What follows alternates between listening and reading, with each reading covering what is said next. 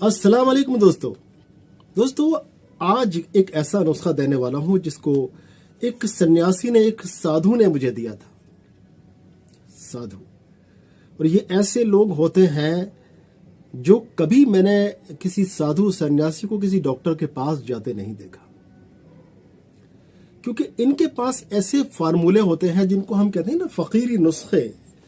वो फकीरी नुस्खे इनके पास होते हैं और वो इतने जबरदस्त होते हैं कि जिनका मुकाबला मेडिकल साइंस नहीं कर पाई आज तक। लोग, मैंने ये देखा है कि कहां कहां से कितने कितने बड़े हॉस्पिटल से लोग लौट कर आ जाते हैं और उनको ये कह दिया जाता है कि आप चले जाइए और आपके पास में वक्त नहीं है, अब आप चंद दिनों के या चंद घंटों के, चंद महीनों के मेहमान हैं।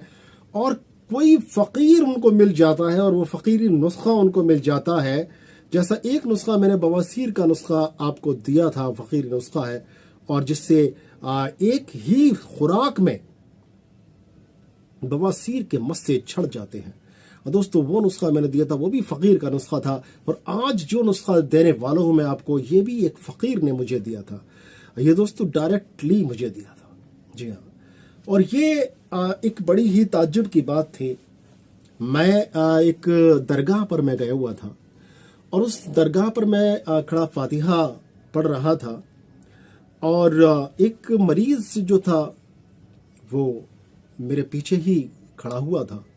वो इंतज़ार कर रहा था कि डॉक्टर साहब कब फातिहा पढ़कर फारिग हों और मैं इनसे कब बात करूं। जैसे ही मैं फातिहा पढ़कर फारिग हुआ तो वो पेशेंट जो था वो कहने लगा, डॉक्टर साहब मैं पेट की शिकायत से बड़ा परेशान हूँ और मैं कितनी जगह पर जाकर अपना इलाज करा चुका हूँ, लेकिन मुझे कभी सुकून नहीं होता, कभी सुकून नहीं होता। और मुझे हमेशा पेट की शिकायत रहती है, गैस बदहजमी रहती है, खाना कभी हजम नहीं होता और मैं बहुत ही ज़्यादा परेशान हूँ। गैस दिमाग पर चढ़ती है और मुझे इतना बेचैन और परेशान कर देती है कि ज़िंदगी दूभर लगती है। कभी कभी लगता है ये गैस जब सीने पर चढ़ती है तो कि मैं मर जाऊंगा, मैं बच नहीं पाऊंगा, मुझे दिल की बीमारी हो गई है, मुझे इस तरह की शिकायतें होती हैं। वो कहकर रुहासा सा हो गया, रोने सा लगा, उसकी आंखों में आंसू थे। पास ही एक शख्स खड़े थे और वो कोई साधु टाइप के थे, कुछ सन्यासी टाइप के थे। वो मुझे और उसकी गुफ्तगू को देख रहे थे बड़े ध्यान से। उन्होंने मुझसे कहा, मैं थोड़ा सा सोचने लगा कि मैं इसको क्या मेडिसिन बताऊं, यहाँ पर क्या लिख के दूं। कोई पेन वगैरह भी मेरे पास उस वक्त में नहीं था वहाँ पर। तो वो मुझे बड़ी सवालिया नज़रों से देख रहे थे जो फ़कीर थे। तो मैंने उनकी तरफ देखा तो वो बड़े ध्यान से देख रहे थे और उस पेशेंट की बातों को सुन रहे थे, मुझे भी मेरी बात को सुन रहे थे। तो वो मुझसे कहने लगे कि बेटा, पेट की शिकायत तो मुझे भी है, क्या मुझे कोई नुस्खा दोगे? मैं उनकी तरफ, और उनके चेहरे में एक अजीब सी बात थी, एक अजीब सी बात थी, अजीब सी कशिश सी थी। मैं उनके पास बेसाख्ता चल दिया और मैंने कहा कि बाबा जी, आप तो सब कुछ जानने वाले हैं, आप तो अल्लाह ताला के करीब रहने वाले लोग हैं और इतने करीब होते हैं, आपके पास तो नुस्खों की भरमार होती है और आप जिसको नुस्खा बता देते हैं, आप जैसे लोग, वो कामयाब हो जाते हैं। तो कहने लगे, मुस्कुराने लगे और कहने लगे कि बेटा, आज मैं तुझे एक नुस्खा देता हूँ। जब तूने ये बात कही है तो आज तुझे मैं नुस्खा देता हूँ और इंशाल्लाह पेट की जितने भी अमराज हैं, जितने भी मर्ज हैं, इंशाल्लाह इस नुस्खे के इस्तेमाल से बिल्कुल दूर हो जाए। अब वो मरीज भी मेरी बात, उनकी बात को बड़े ध्यान से सुन रहा है, मेरे बराबर में खड़ा हुआ है, मैं भी उनकी बात को बड़े ध्यान से सुन रहा हूँ। तो वो मुझसे कहने लगे कि कागज़ और पेन ले लो। अब मेरे पास उस वक्त में पेन नहीं था और मैं बड़ा परेशान हुआ कि अब मैं, इतना एक नायाब सा नुस्खा मिलने वाला है, एक फ़कीर से मुझे नुस्खा मिलने वाला है, इस वक्त मेरे पास पेन नहीं है। अब मैंने इधर उधर लोगों से तलाश किया तो एक साहब के पास पेन था। मैंने उनसे गुजारिश की कि थोड़ी देर के लिए ये पेन मुझे दे दीजिए, मुझे थोड़ा सा काम है। तो उन्होंने मुस्कुराते हुए वो पेन मेरे आगे बढ़ा दिया। मैंने वहीं कहीं तलाश किया, इधर उधर तलाश किया तो एक कागज़ भी मुझे मिल गया और मैंने उन बाबा जी के पास में मैं बैठ गया और बाबा जी से कहा, जी बाबा जी इनायत करें। तो बाबा जी ने वो नुस्खा मुझे लिखवाया जो एक चूर्ण का नुस्खा है, पेट के लिए बहुत ही ज़बरदस्त है। और वो फिर नुस्खा मैंने लिख लिया जैसा उन्होंने बताया, और उसी मकदार में वो उसी दिन मैं सारे सामान लेकर आया और मैंने वो नुस्खा बनाकर तैयार किया। क्या इसकी शिकायत किसे नहीं होती? हमें भी होती है। बदहजमी, पेट की शिकायत आजकल किसको नहीं होती भैया? वही हम लोग भी खा रहे हैं, डॉक्टर्स भी वही खा रहे हैं जो आम लोग खा रहे हैं। कहाँ से लाए बाकी? तो मैंने खुद भी इस्तेमाल करके देखा, अपने घर में लोगों को इस्तेमाल कराया और अपने पेशेंट्स को भी दिया, और मैं वाकई में चौंक गया था कि यार कमाल का नुस्खा है, क्या असर है इसका, जबरदस्त असर, चूका ही नहीं कभी वो नुस्खा यार। आज वो नुस्खा मैं आपको बता रहा हूं। चीजें कई सारी चीजें हैं, लेकिन बहुत आसानी से मिलने वाली, आसानी से दस्तयाब होने वाली चीजें, कोई भी चीज ऐसी नहीं है जो ना मिले। तो वो मैं इतना थोड़ा सा लंबा नुस्खा है, ऐसा मुझे याद नहीं है, मैं आपको पढ़ के बताता हूँ जो मैंने नोट किया था, तो मैं आपको बता रहा हूँ। देखिए, आप ध्यान से सुनिएगा और आप भी नोट कर लें। ऐसा नुस्खा इंशाल्लाह, मैं ऐसा कहता हूँ, ऐसा नुस्खा दोबारा भी से मिलने वाला नहीं है। इसको नोट कर लीजिए, आप जाने नतीजे। देखिए, इसमें आपको जो लेना है, अगर आप कहें तो थोड़ा सा चश्मा लगा लूँ, थोड़ा सा यहाँ पर रोशनी ज़्यादा नहीं है। तो देखिए, छोटी पीपल लेनी है, छोटी पीपल, इसको पीपर भी कहते हैं, और छोटी पीपल होती है, मैं स्क्रीन पर भी दिखा रहा हूँ, आपको देख लीजिए।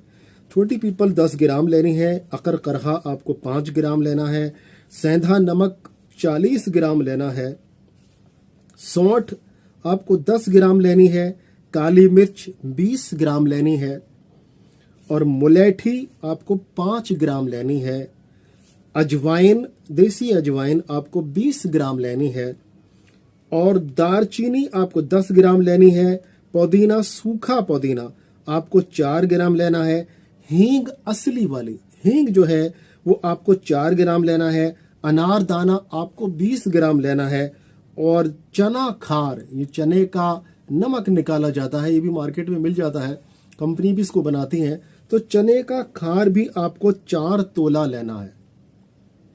एक बार मैं फिर पढ़ के सुना रहा हूं आपको, आप इसको अगर नहीं नोट किया है तो नोट कर लीजिए प्लीज। देखिए, छोटी पीपल 10 ग्राम, अकर करहा 5 ग्राम, सेंधा नमक 40 ग्राम, सौंठ 10 ग्राम, काली मिर्च 20 ग्राम, मुलेठी 5 ग्राम, अजवाइन 20 ग्राम, दारचीनी 10 ग्राम, पुदीना सूखा 4 ग्राम, हींग असली 4 ग्राम, अनारदाना 20 ग्राम, चना खार 4 तोला यानी 40 ग्राम लेना है, और इन सब को बारीक करके पीस लेना है। दोस्तों, मैंने उसी दिन इस नुस्खे को तैयार कर लिया था जिस दिन बाबा जी ने मुझे बताया था, और मैं ये सोचता हूं कि आपको वो बाबा जी नहीं मिले, आपको इनडायरेक्टली ये नुस्खा आपको मिल गया, आपको इन बाबा जी से मिल गया, लेकिन नुस्खा बहुत जबरदस्त है। और ऐसे नुस्खे, हकीकत अगर मैं बताऊं तो ऐसे नुस्खे नसीब वालों को ही मिला करते हैं, और नसीब से ही मिला करते हैं, वरना ये फकीर लोग, ये बाबा टाइप के लोग, ये साधु संत सन्यासी लोग जो है ना, ये सबसे बात नहीं करते हैं। और बात करना तो दूर की बात है, और नुस्खे देना बहुत दूर की बात है, कभी नहीं देते। और कभी किसी से अगर खुश होते हैं तो इनायत करते हैं दोस्त, और वही उनकी इनायत को मैंने आप लोगों तक पहुंचाया है। दोस्तों, बहुत ही प्यारे नुस्खे हम इस चैनल पर देते हैं, इसको सब्सक्राइब जरूर कर लें। और मेरा ये शगल रहा है, मुझे अगर पता चल जाए कि फला जगह पर, चाहे वो कितनी भी दूर हो, कोई शख्स कोई कामयाब दवाई देता है, तो मैं उस तक पहुंचता हूं, और उसको पहुंचने के बाद मैं दरख्वास्त करता हूं कि मैं लोगों तक ये नुस्खे इसलिए पहुंचाऊंगा ताकि लोग फैज़याब हो सकें। मैं इससे कमाई नहीं करूंगा, तो वो नुस्खे बड़ी मेहनत और मशक्कत से मैं हासिल करता हूं, और मैं आप लोगों तक पहुंचाता हूं। और वो नुस्खे पहले मैं अपने तजर्बे में लेता हूं, अपने मरीजों को देता हूं, जब देखता हूं कि ये बहुत ज्यादा फायदेमंद है तो वो आप तक पहुंचाता हूं। तो दोस्तों, इस नुस्खे को इस्तेमाल करें, चैनल को जरूर सब्सक्राइब कर लें। इंशाल्लाह बहुत ही अच्छे नुस्खे आगे भी आपको मिलते रहेंगे। और दोस्तों, नोटिफिकेशन बेल आइकन जो है जरूर ऑन कर दीजिए, क्योंकि अच्छे नुस्खे जब हम सोचते हैं कि आपको मिले, आपका नोटिफिकेशन बेल ऑन नहीं होता है और वो आपको नहीं मिल पाते हैं। दोस्तों अगर लगे कि आपके भाई कुछ आपके लिए मेहनत करने की कोशिश कर रहा है, कुछ मेहनत कर रहा है, तो इस वीडियो को एक लाइक जरूर दे दीजिए। दोस्तों मिलते हैं इंशाल्लाह फिर किसी बीमारी को लेकर, बहुत ही लाजवाब सा कोई नुस्खा लेकर। तब तक अपने भाई को इजाजत दें। अस्सलाम वालेकुम व रहमतुल्लाह अलैहि व बरकातहू।